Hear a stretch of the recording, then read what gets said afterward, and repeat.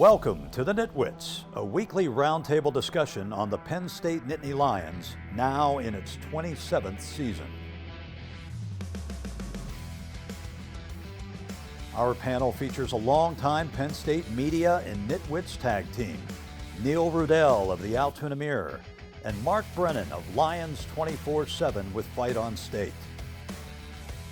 The NitWits are hosted by WTAJ's Ryan Riskey, and each week we welcome a former Nittany Lion as our special guest analyst. The NitWits are brought to you by Irwin Financial, Raymond James, a firm foundation for your financial future. By DeLeo Games, serving the community since 1945. By Reed and Solaney Orthodontics, providing friendly, family-focused orthodontic care in Altoona, Bedford, and Huntington.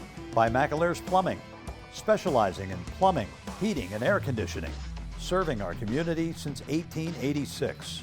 By RE/MAX Results Realty Group, committed to a culture of professionalism, productivity, and exceptional service. By Dorman's Jewelry, the answer is always Dorman's. By Brent Kogan Electrical Services, lighting the way for you. By NovaCare, Altoona and State College, the power of physical therapy. By Blair Candy Company, the one-stop shop for all your tailgating needs. Candy, snacks, paper supplies, and more. By Harry's Construction, if you can dream it, we can create it. By Lions 24/7 with Fight on State, your online home for Penn State football and recruiting coverage. And by the Altoona Mirror, featuring Penn State Game Day every Friday and Penn State Extra every Monday.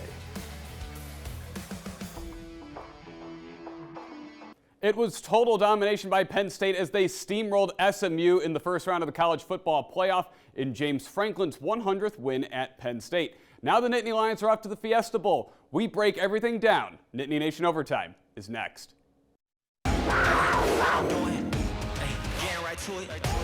The money is talking, I'm flowing, it's coming in just how I drew it. Yeah, you know what it is. Hey, we doing it big. Look up, there is no limit, no, we cannot settle for this.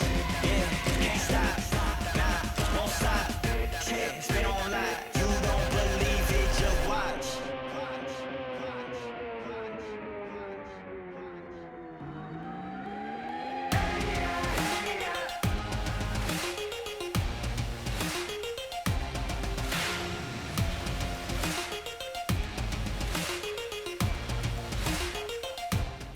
Welcome into another playoff edition of Nittany Nation Overtime. I'm your host, Ryan Riskey. I'm joined by the Nitwits, Mark Brennan, Neil Rudell, and former Penn State quarterback Shane McGregor. And guys, James Franklin and Penn State are 1-0 in the college football playoff.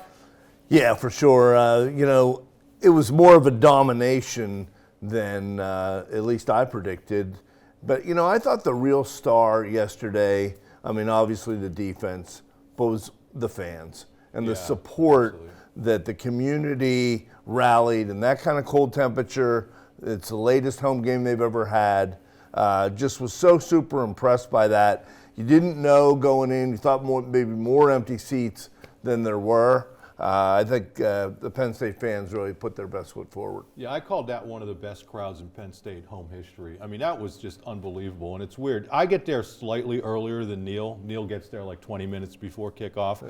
I get you there never exaggerate. 5 hours early. There was like no cars. It was unbelievable. When I got there, like seriously, around 7:30 a.m., there were no cars coming in. What are you doing? Do you turn the lights on or bring out the food? I'm starting to work, getting reports up and whatnot. He was looking for a tailgate to chow down on some food and there weren't any there. Yeah, well, it would be better than a press box. But listen, in all seriousness, there weren't cars in the parking lot, and there usually are. I know it sounds crazy that I'm there that early, and there's usually a lot of traffic, and there wasn't.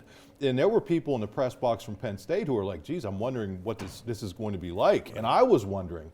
And you get close to kickoff and it's almost full, and then you look outside and there were people still lined up to get in. That is unbelievable. For them to come out and support that team like that, I don't know how many teams would have that. A lot of Pennsylvania fans, man. All right, come out to support. And you can make the playoff the next 100 years. It'll never be the first time. So quite an occasion. Yeah.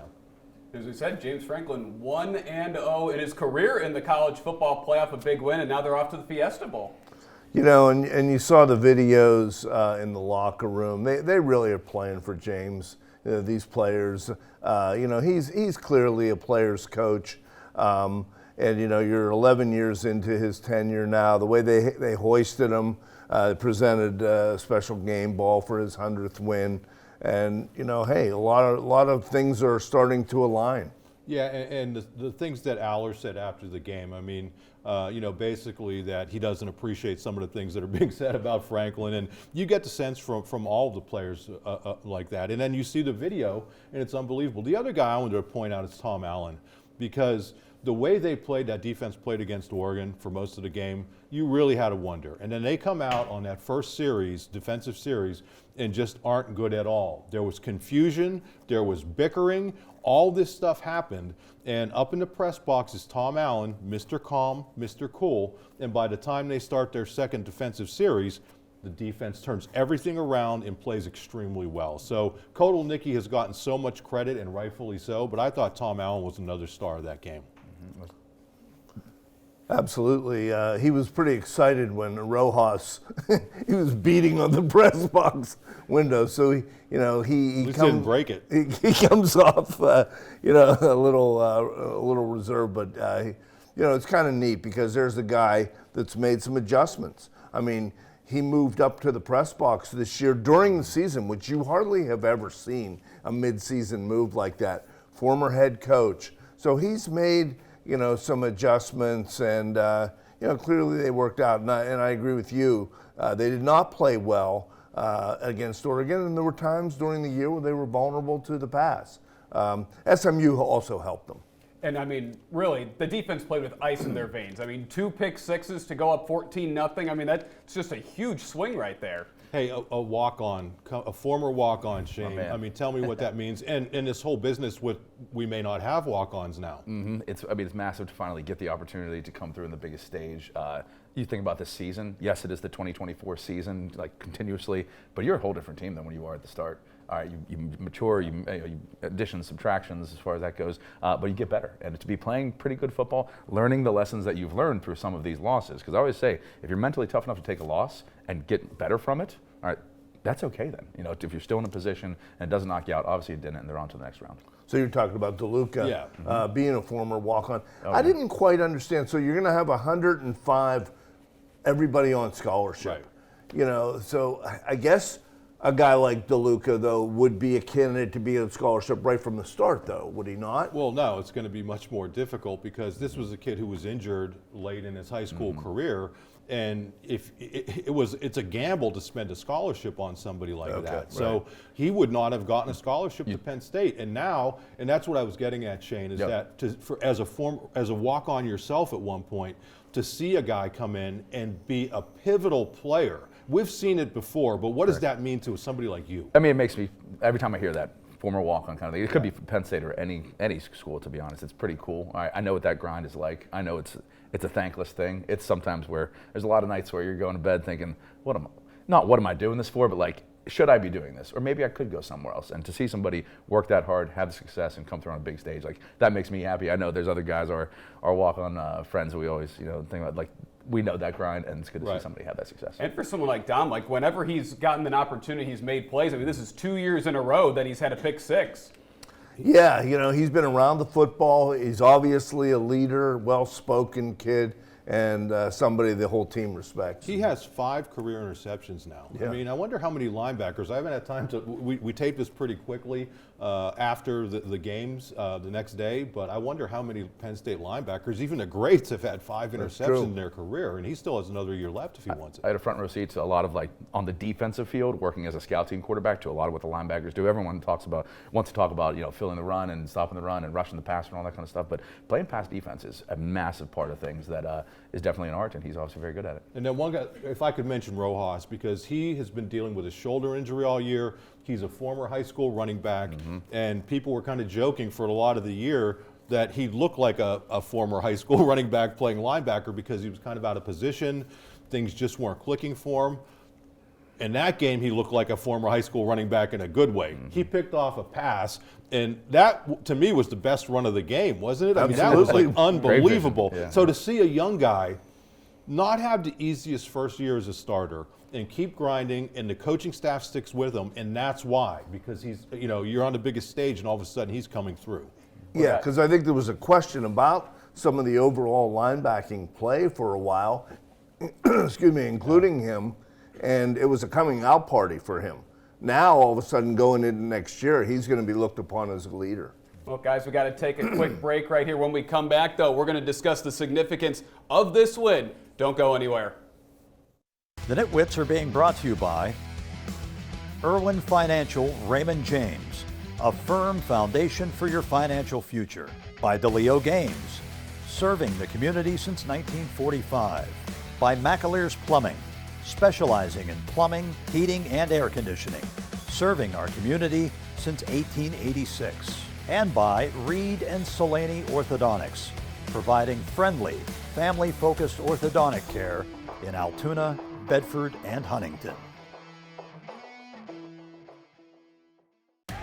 You're watching Nittany Nation Overtime. Welcome back into Nittany Nation Overtime. Ryan Risky, Mark Brennan, Neil Rodell, and former Penn State quarterback Shane McGregor. And guys, some history and nostalgia on the field yesterday. James Franklin wins his 100th career game in his first ever playoff game, and it came on what would have been Joe Paterno's 98th birthday. How about that? Yeah. And then today, the women's volleyball team, just a tremendous, just a high time for Penn State right now, for sure. And on top of the wrestling, the basketball is improved. The women look better this year. So yeah, it's they're riding a wave of momentum. Let's see how far they can carry this back to the football field. Hey, yeah, when we talk about football, I thought that was a big win for the Big Ten. And then Ohio State going and taking care of business. Because after Friday night, you're looking at what Indiana did, and that was really, you have a coach who talked a lot of talk and then got onto the biggest stage and froze up. I mean, that was a team that was not ready for prime time. And for the two of the most criticized coaches of successful programs in the Big Ten, and James Franklin and Ryan Day, to go back and kind of save the reputation of the conference, I thought that was big for both of them and for the conference. Yeah, it's kind of interesting. The first year where, you're going to see maybe some tweaks, obviously a lot of opinions. I mean, mine is that maybe they expanded too big to go from 4 to 12. I mean, we haven't seen a competitive game in the first round. Could they have gone to 8? Would that have a short? And also the seedings. I don't think Penn State, Boise State shouldn't be a 3. Hopefully Penn State could go out there and prove that. But it just, this will be number 15, the 15th game for Penn State. They still could have 3 left. That's just wild to think about. As we talked about before the Big Ten championship game, where we didn't even know that Penn State was going to make it. Yeah, it's like, going to Indianapolis and then you go and lose and then you have to play the next week. Part of me thinks you might even want to have played. I mean, it's nice that they have a week off with the Heisman week, but then you also let's keep this thing going. You don't want too long. I'm not saying any of these teams with buys are going to get rusty or anything like that, but sometimes keeping the rhythm of your season and also a momentum-causing win and staying pretty healthy, all right, that's the stuff that you want to springboard you into the next round. I would say that the playing isn't the biggest issue, though, Neil, because the lower divisions do that. I mean, they have playoffs. What I would say is everything that these coaches are trying to cram into December now with signing period and a transfer portal. I'm not saying I have an answer, but these coaches are going to end up working themselves to death over having to do all of this stuff in 1 month. It's such a key period. And then we see the situation that we talked about last show with Prebula. I mean, where it's a situation, I don't know if we talked about it or not, but where, he's kind of forced to make a decision. Right, and then you also have to factor in not many teams besides Penn State are probably losing a key contributor before the playoff run. Yeah, and I thought that affected Aller early in the game. He looked a little reluctant he did have some runs for first downs, but I think he was tentative early on. I wonder how much you're going to continue to see that. They got to keep him out of harm's way to some extent, right? Yeah, I mean, it's pretty much you got to let it all out there essentially. Not having that, I think we saw a Drew Aller called, designed quarterback draw. I don't know if I haven't watched every single play this year, but I haven't seen that really much. And his effectiveness with his legs might have been the MVP of the first half, straight offensively. All right, obviously with the defensive touchdowns changed the whole landscape of the game. But I thought the key with the whole thing was when SMU got the ball first and they went down and they started going that warp speed tempo, it was effective, but it showed me I don't think that they can play with us. Because they're not playing straight up, and that's not sustainable. And your script's going to run out eventually, and then what? And then we saw that obviously after the turnovers, and then the ineptitude after that. Right, and then really from there, they just could not keep up. Especially when you give away 14 points, and then you get gifted, the ball at the 19-yard line because Penn State goes for it on 4th and 1, and what really was a questionable decision by James, and then you don't get it, and then a couple plays later, you throw another interception. Yeah, I mean, their defense bailed him out of that situation. Like you said, 3 interceptions in the first half, and a couple of them were just directly thrown to the Penn State guys. And I just wasn't impressed overall with SMU. You look now, they didn't play Miami, they didn't play Syracuse. Were they really deserving? I know they only had, Who did you want I'm not instead? saying Alabama deserved it, but I think it would have been a better game. That's possible, and we'll continue this conversation. We have to take another break. Don't go anywhere. You're watching Nittany Nation Overtime. The NitWits are being brought to you by RE/MAX Results Realty Group, committed to a culture of professionalism, productivity, and exceptional service. By Dorman's Jewelry. The answer is always Dorman's. By Blair Candy Company, the one-stop shop for all your tailgating needs. Candy, snacks, paper supplies, and more. And by Harry's Construction. If you can dream it, we can create it. You're watching Nittany Nation Overtime. Welcome back into Nittany Nation Overtime. Ryan Riskey, Mark Brennan, Neil Rudell, and former Penn State quarterback Shane McGregor. And guys, first round's over. We didn't get the games probably that we were expecting. A lot of them were pretty much beat downs. And I think it raises the question of, did the committee get it right? I don't know. It looks like Ohio State might be the best team, at least right now. And they get how revenge at Oregon they now. poured it on. You finally got a reward for winning and getting the home field advantage. All right, that was definitely a game changer in this game, and I think it was in the other ones as well. Yeah, I think the one thing they have to take a look at is not necessarily giving the conference champs that first round bye, the automatic first round bye for most of them. Not all of them got it. Like March Madness, they're yeah, in, but I not mean, a get not a in and preferential just seed spot. it the way you want to seed it, and I think that would take care of a lot of the problems. But the other thing I would say is let's wait until this first rendition works its way through to see how it actually plays out. I mean, we could make comments now after the first round, but we're not going to have a great feel for it until this entire playoff run is over. And then I think one of the things, the question was SMU going to get in or Alabama with that final spot? And then SMU ended up getting in. And personally, I think the committee got it right. I think their regular season was good enough, better than Alabama's, to qualify. And obviously we ended up getting the beatdown, and Penn State just looked really good. Offensively, they were great. Defensively, they were great. Yeah, I don't know offensively that they were great. I thought their running game came on in the second half. Other than that, I wouldn't say it was a great offensive performance. I mean, basically, you were looking at 24 points. Well, you take away the interceptions. Yeah, I agree. It didn't have to be great, though. I mean, and on that day, when you look at what SMU did, I mean, they basically gifted Penn State all these points. Penn State played very conservative. I mean, I think they only threw 4 passes in the second half. Right. They didn't need to. Yeah, obviously you're up a lot. But the other thing, I'm going to go back to Kotelnicki. I mean, they averaged less than 3 yards per carry in the first quarter, and he never went away from it. I mean, we've seen coaches, coordinators, when that run game isn't working early, that go away from it, and he didn't. He stuck with it, and what happened? The game goes on, and you have Katron Allen, who had 0 net yards in the first quarter, and you have Nick Singleton, who's running like a bad whatever, and they end up just beating the team up in the second half. So I would give a lot of credit to Kotelnicki. They didn't really have to think outside the box there. The defense gives you 2 touchdowns, play conservative. The only way SMU is getting back in that is if Penn State makes mistakes, no turnovers, until obviously won by Grunk. And it is a 4-quarter game. Like, you play the 4 quarters. And I know that the 2 pick sixes in the first quarter, complete aberration, changes everything. But in the end, you're playing the long game. All right, he's one of those things, you got to establish things to set things up, and that just works off everything there. I would say my one critique with the offense is we got to have championship level detail, if that's what we're after. Whereas, like, first play of the game, we come out and Tyler Warren is like actually a blocking tight end, a fantastic tight end, but we have he just misses a block on a quick little space play, and now we have a negative play. Now we're offset. And now, so there's small little details like that I think we can be better with. Even Aller on the one like little screen that almost got picked, like get that stuff out of your hands. That's a shortstop turning a double play. That's not something we can wait on. Like that's got to be the level of detail if we really want to get where we want to get to. Yeah, and I mean, you can go for it on a 4th and 1 against SMU at your own 19 when you're up 14-0. But if you do it against a better team, and James is always more aggressive against the teams he knows he's better than. But had they punched it in there, it changed the whole complexion of that game. Well, there's a lot of old-time Penn State fans who are saying, what kind of coach would possibly go in this situation when Joe Paterno actually was at 67? Right.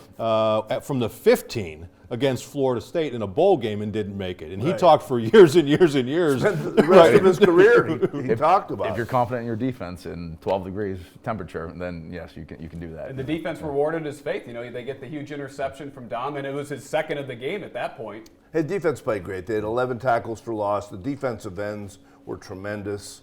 You know, the whole defense. And Andy said it afterwards. Hey, it's playoff football, and it's in the cold. You got to win up front, and they really did on both lines. Right? And that's the biggest disparity I see with some of these teams. Is like SMU, solid team, had some playmakers. I thought they should have maybe taken some more shots at our corners, but it's the up front, and that's the line play. And then over and over and over again, like we said before, I thought they had Jennings seeing ghosts, as they say, okay, rushing things, and then he was kind of rattled after 2 picks. After having a lot of success, he's a solid quarterback, you know, but in those conditions with that pass rush, they've never seen something like that before. And not only that, you had the huge sack by Abdul Carter for a loss of 18, setting up a long field goal, and in those conditions, the kick fell short. Yeah, Barker making a 40-yarder, I think, was good because the last couple games they've had some problems on special teams, and they had other problems on special teams also, but I thought that was a positive. I think the group that looked really good were the Big Ten officials because this was an SEC crew, and they don't call holding either.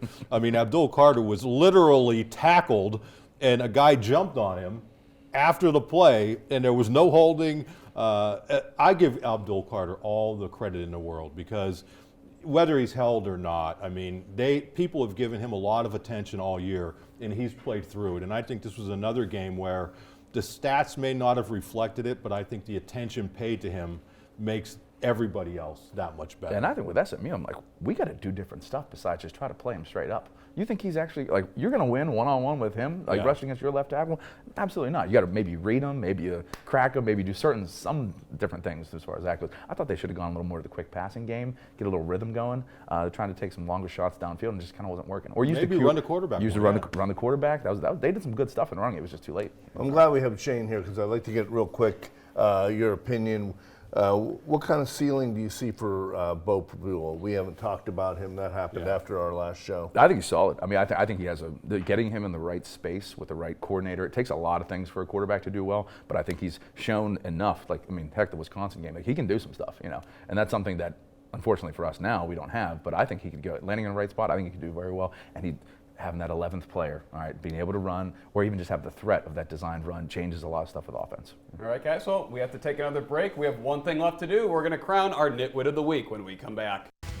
The Nitwits are being brought to you by Brent Kogan Electrical Services, lighting the way for you. By NovaCare, Altoona and State College, the power of physical therapy. By Lions 24/7 with Fight on State, your online home for Penn State football and recruiting coverage. And by the Altoona Mirror, featuring Penn State Game Day every Friday and Penn State Extra every Monday.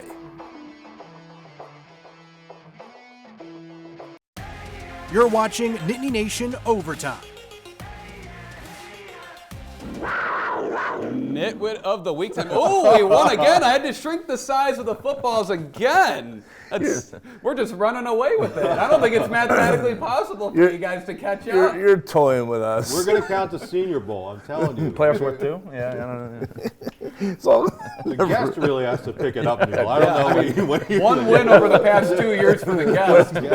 Can I get 10 to 1 on? Oh, my God. All right, well, since we won last week, I guess it's my turn to make a pick. I'm going to say Penn State beats Boise State 30-23.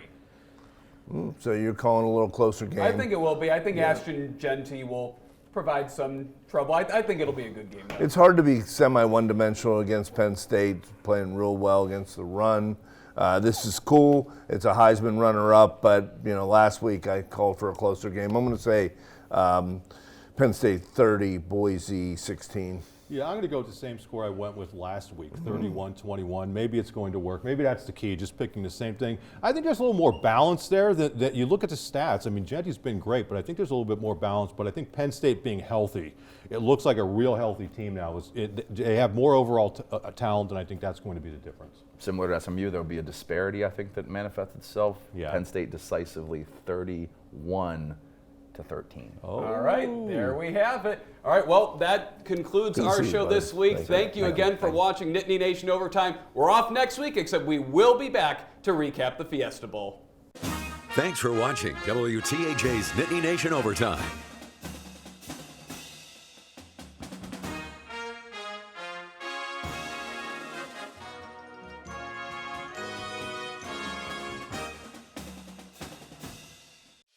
The Nitwits have been brought to you by Irwin Financial, Raymond James, a firm foundation for your financial future. By DeLeo Games, serving the community since 1945.